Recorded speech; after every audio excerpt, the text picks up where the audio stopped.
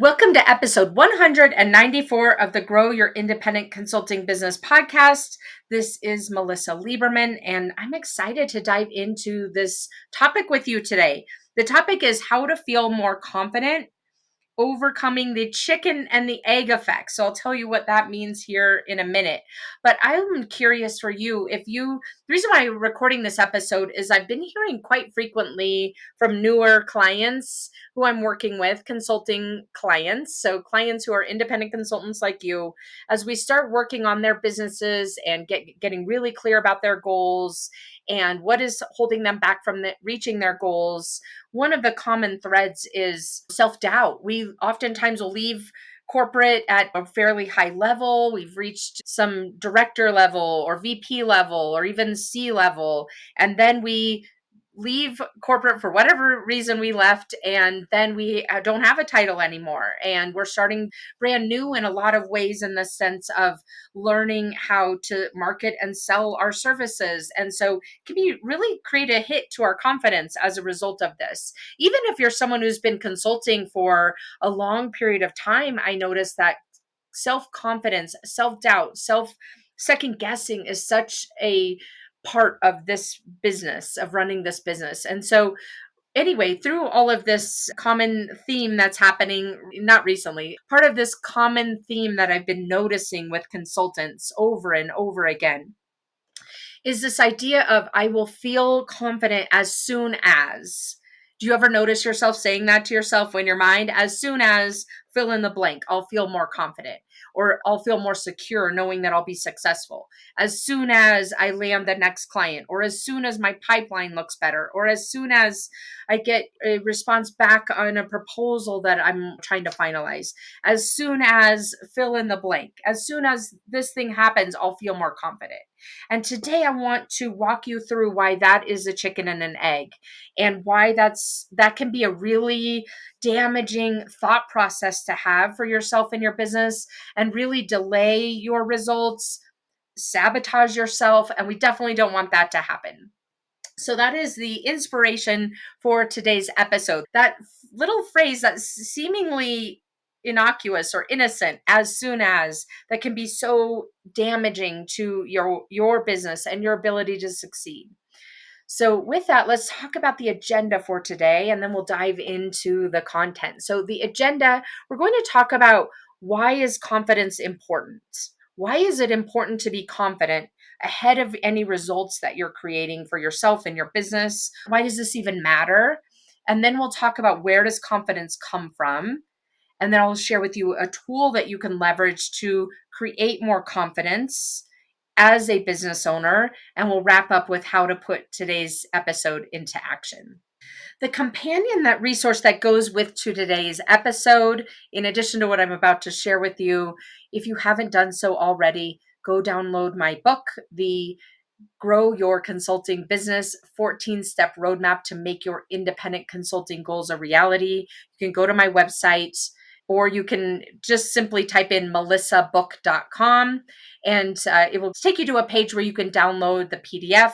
I've been warning you that I'm going to shift it to the first 3 or 4 chapters. I haven't done that yet. It's on my list for this year. So if you haven't downloaded the book yet, please go do so. Also, if you haven't yet had a chance to go leave a review on Amazon, if you've purchased the book and are a verified purchaser, that can be so valuable. Or if you've read through the PDF and would love to go leave a review, I greatly appreciate those. I love reading them to see what stands out to you and what has been the most valuable to you as a result of the book. And also, it helps other people to find it. So if you haven't had a chance to go over to Amazon, even just for a 5-minute task here, would be really grateful for you doing so. Okay, so with that, now let's dive into today's topic and start off with why confidence matters. In some ways, this might seem very obvious. It would be great if we were more confident in doing whatever we want to do, right? But sometimes what I hear from consultants is, I'm not confident yet, but it's not really a problem. I'm just going to power through until I get the results that I'm looking for. And then after that, I can feel more confident. And then we create this cycle for ourselves.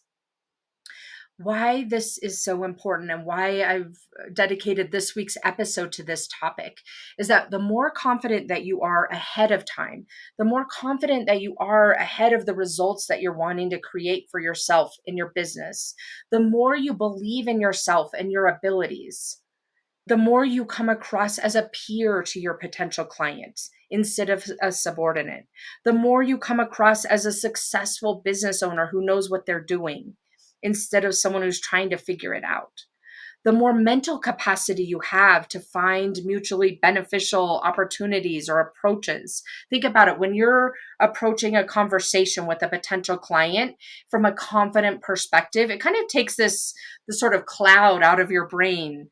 This self doubt cloud dissipates, and you're able to be more aware and more present in a conversation, and more creative and more innovative and more reactive and more proactive in that conversation, versus kind of being having this cloud over you that is created when you have self-doubt or you're second guessing yourself or you don't feel as confident in your abilities.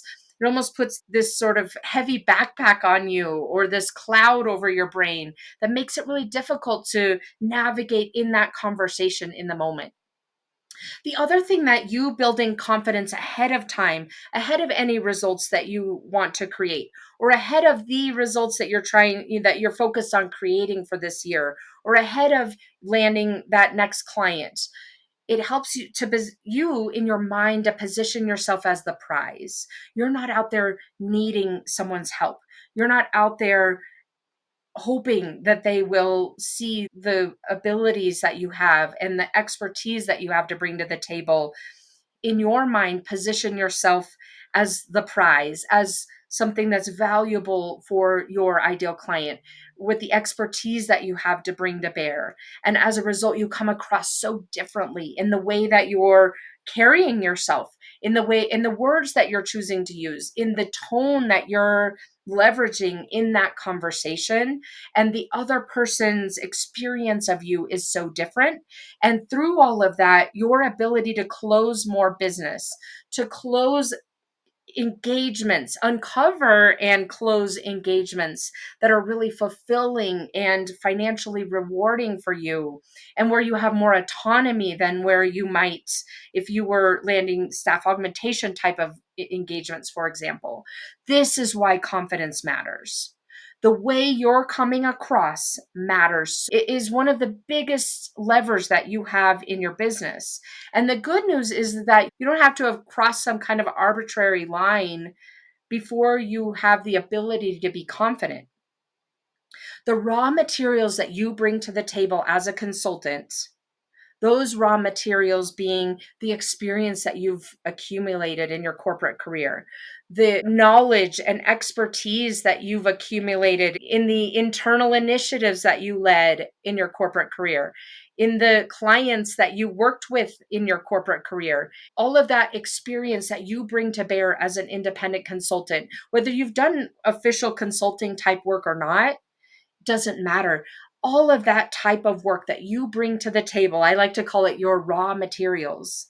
That's the body of work against which now you're going out and starting to engage with potential clients in your own business and to understand what their challenges are, your ability to ask questions and to leverage the experience that you have in having dealt with those situations in the past in some form or fashion. That's what you're bringing to bear. It doesn't matter how you engaged with those scenarios, who paid you. It doesn't matter if you were paid as a full time employee or as a consultant. You have all of that knowledge and expertise and experience to bring to bear as you are approaching this consulting business. And so we think about, where does confidence come from? It comes from you knowing that you can apply that expertise and experience to the scenarios that your clients are wanting to address, the obstacles they're experiencing they want to overcome, the goals that they want to achieve with their own businesses that you are helping them to accomplish. That's what we're talking about. So the confidence as a consultant, where does it come from? Where can it come from? If you don't want to wait, and you shouldn't want to wait for certain results to be created in your business before you can feel confident. That's the chicken and the egg. It's so common for consultants to think that you need to have a certain number of contracts under your belt before you can feel confident, or the weighted value of your pipeline needs to look a certain way before you can feel confident, or that you have a proven ability to sell your services before you can feel confident, or that you have a recent proven ability to sell your services. That happens so often, right? Where we've sold work and then maybe something happened, maybe it's a long engagement, we haven't sold work recently, or we hit a little bit of a rough patch. And so then our confidence wanes, and we think that we need some kind of recent proven ability to sell our services in order to feel confident. Or that maybe we need to feel a connection to our potential client, or that we need to feel that they're open to what we have, or get some signal from them that then gives us permission to feel confident. This is what I call the chicken and the egg effect, right? Which comes first, the confidence or the clients? What you want to be doing for your business is to create the confidence first in order to get the results. When you are more confident up front, as I was describing earlier, that's what makes it easier to land clients. That's what makes it easier to charge the type of pricing that you want to be charging. That's what makes it easier to land the type of work that's more fulfilling for you. That's what makes it easier for you to land work where your autonomy is protected and you get to set your schedule. That having that confidence ahead of time and not relying on those external factors, the number of clients that you've got, or the health of your pipeline, or what your most recent experience was in a sales process. We don't want to rely on those external factors to create our confidence, because that's shaky ground, right? That's shaky ground when we're constantly waiting on something outside of us, something external to ourselves and to our business to create confidence for ourselves. That's such a shaky foundation, and we don't want to build our business on that type of shaky foundation. So let's talk about, where does confidence come from? If it's not from those external things, if it's not from the number of contracts that we've recently sold, or the pricing that we sold it at, or the health of our pipeline, where does confidence come from? Confidence comes from the collection of thoughts that you're having about yourself, the thoughts that you have about how others perceive you, the thoughts you have about your business. In other words, you create your own confidence. You create your own confidence through the collection of thoughts that you're having. It's not created by these external forces or factors. Your confidence is created by your own mindset, which is really good news. It's really good news because you have full control over it, but it can be really challenging to put it into practice. Let me tell you how I know this, because for a long time, I didn't think this way. I thought that confidence came from kind of the list of achievements that I had created, or the case studies that I could point to, and therefore I could create confidence.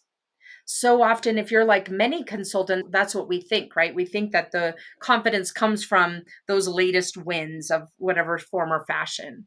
But the reason why I know that confidence comes from the internal thinking that you're applying to your business, the reason that I know this is that, having worked with hundreds of consultants over the years, at this point it might be thousands, depending on how you count, but let's not use hyperbole here. The hundreds of consultants over the years that I've worked with directly, and myself, I know for sure, because of all of those interactions, that confidence doesn't come from the number of projects you've closed.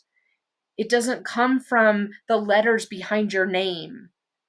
For example, if you have a PhD, I can assure you that it doesn't make you feel more confident, in having worked with so many consultants who have PhDs or other advanced degrees.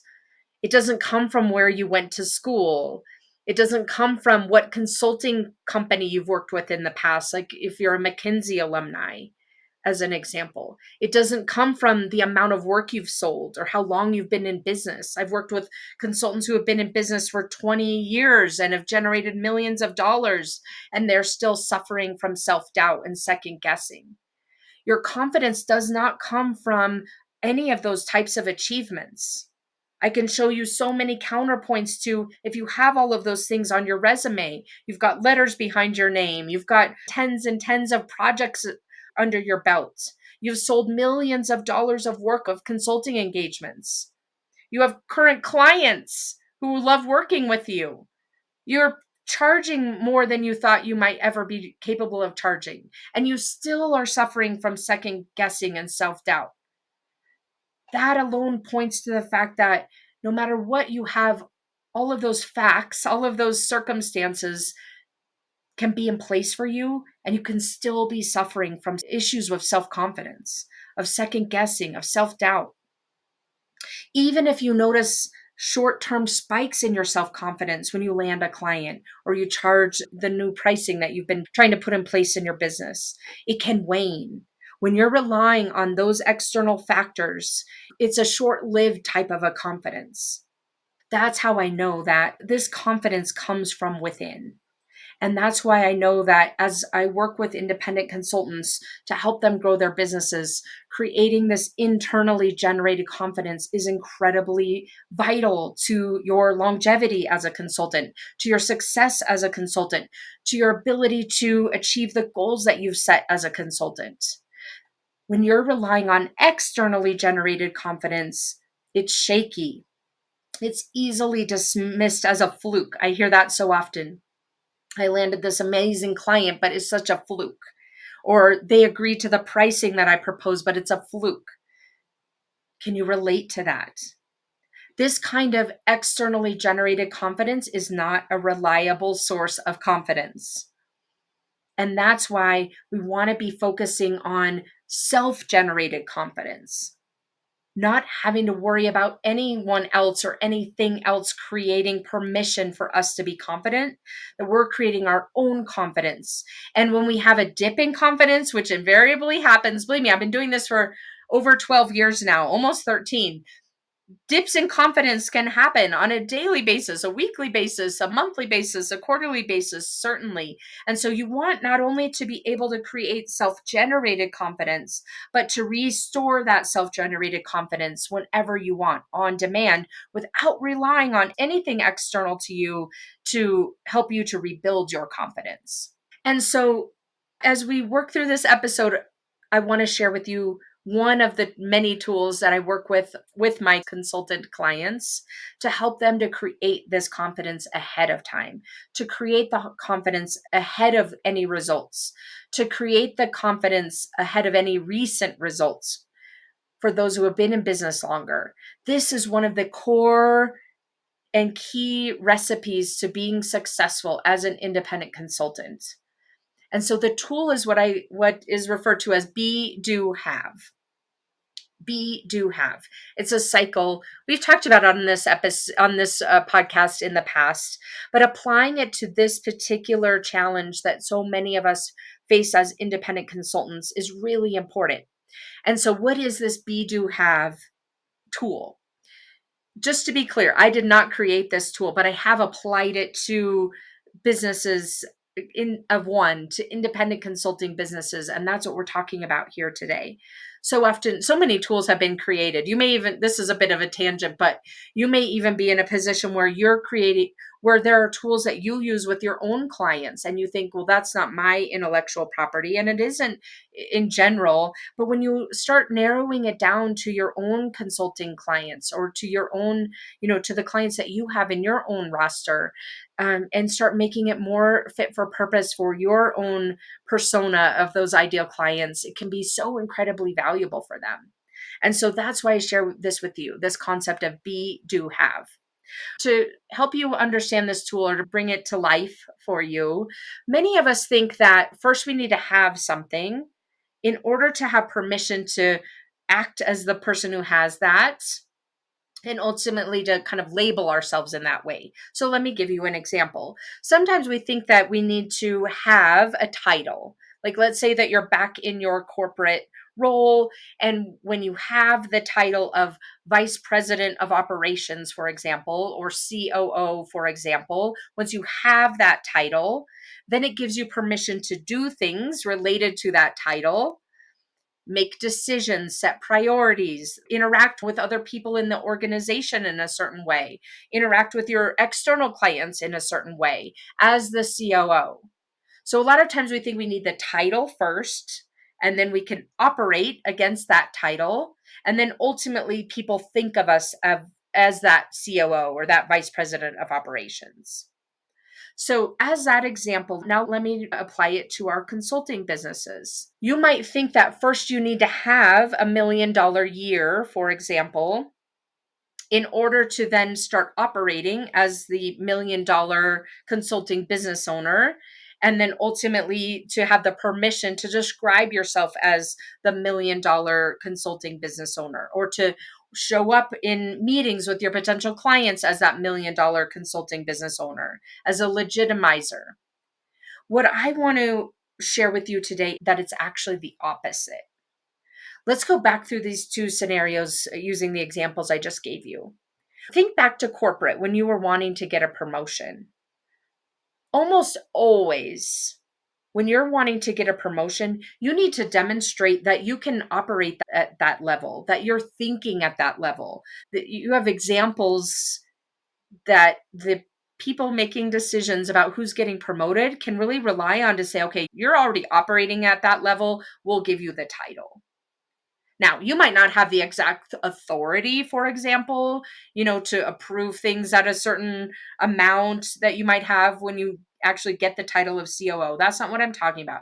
What I am talking about is that people can see you as the COO because of the way you're carrying yourself, the way that you're interacting internally and externally, the way that you're making decisions and communicating. When they see you in that way, you set yourself up to get promoted and ultimately to have that title. Similarly, as an independent consultant, when you think of yourself and start being the $1 million, for example, independent consultant who's really confident that you can create those results, even if you're, let's say, at zero right now or at 200K right now, when you think of yourself from the perspective of the person who's already achieved the goal, that you're $1 million consulting owner, for example, and you identify as that version who's already created that goal, and then you position yourself as a person that has already achieved that goal, and you generate confidence from that place.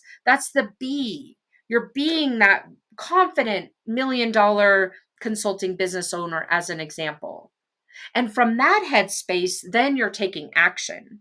You're making decisions, you're setting priority, you're establishing pricing, you're coming across confidently in your interactions with potential clients and with existing clients and with channel partners. And then ultimately, you transform yourself into that new normal and achieve the goals and outcomes that you've set for yourself. And in the example we're using here, you then have the financial results to follow up and to prove your point. Those are the two examples that bring to life this tool called Be, Do, Have. You want to be that version of yourself who's confident ahead of time, operate from that confidence, and then ultimately the results will come as a result of those actions and the way you're thinking. That's the cycle that you want to be putting in place. And that's the tool that you can leverage to start generating more confidence for yourself in order to bring your business goals and results to life. So let's bring this in a little bit more tangible way for you to put this Be, Do, Have tool into action in your business. And it's what I call the future self. This is you thinking about yourself in the BE, being what you want so that you can have it, so that you can do what you need to do to have it. So the tool is called Your Future Self. We're going to use this as a very tangible way to bring that Be, Do, Have to life. You're going to name your future self. Find a fun name that maybe really inspires you as someone who is that future self. What might you call that version of yourself? It could be a name of someone else that you know that's already achieved what you're wanting to achieve. It could be something interesting. Like back a few years ago, I called mine the 500K me, thinking about, okay, how does that 500K me think when she's building a business worth 500K? Something like that. Those give you a couple of examples. And then ask yourself, how does that bring that vision of that future self to life? How does that version of your future self who has already achieved the goal thinking? How are they thinking about their goals for next year? How are they thinking about their goals for next quarter? How are they thinking about their priorities for this month? How does that version of yourself, that future self who has already achieved the goal, what is their predominant feeling or emotion in a given week? Might be mostly confident, right? How do we create that confidence ahead of time? By thinking about ourselves in a different way, by thinking about our potential clients in a different way, by thinking about what our potential clients think of us in a different way. How does your future self, who's already achieved the goal, position and carry themselves? What actions does your future self, who has already achieved the goal, take? What does your future self stop doing or doing less of? The more you can get yourself into that headspace of that confident version of yourself who has already achieved the goal that you want to achieve, who has already created a business that runs almost on autopilot in the sense of you just know for sure you always generate 50K months. It's just not even a question. It's just something that happens. As an example, how is that future self bringing that to life? That's the tool that you want to be implementing in order to create more confidence for yourself. Or when you have dips in confidence, to be able to restore the confidence more quickly without relying on those external factors to create that confidence for you. We never want to be relying on those external factors. We always want to be the type of business owner who creates the confidence internally so that then we have control over our own results. So, as we wrap up today's episode and think about putting this specific episode into action, I remind you the 3 steps for you. Number 1, go download the book. You can find it at melisabook.com and leave a review so that other consultants can find it. Number 2, think about and spend some time this week. Set aside some time for you to sit down and really think about and bring to life your version of your future self so that you can then have a framework, something tangible to be really relying on as you go forth with that be, do, have approach to your business and to generating confidence whenever you need it, or to regenerate confidence when you've had a dip in your confidence. So implement the strategy that we talked about today. And then thirdly, I recommend getting help. This can be so hard to apply to ourselves and to our own business. It's quite frankly the reason why I have my own coach at all times, to help us to see what we're missing in our own business and our own way that we're thinking about things and approaching them. So you can go to consultmelisa.com, fill out the application for coaching, and we'll meet and figure out if coaching together is the next step for you, a good fit for both of us, and something that you want to put on the strategy for your own business so that you can grow and achieve those goals that you previously thought might be impossible. You can find my calendar at consultmelisa.com, and I will see you again next week. Take care. Thanks for joining me this week on the Grow Your Independent Consulting Business podcast. If you liked today's episode, I have 3 quick next steps for you. First, click subscribe on Apple Podcasts or wherever you listen to make sure you don't miss future episodes. Next, leave me a review in your podcast app so other independent consultants can find and benefit too. And finally, to put the ideas from today's episode into action, head over to melissalieberman.com for the show notes and more resources to help you grow your consulting practice from your first few projects into a full-fledged business. See you next week.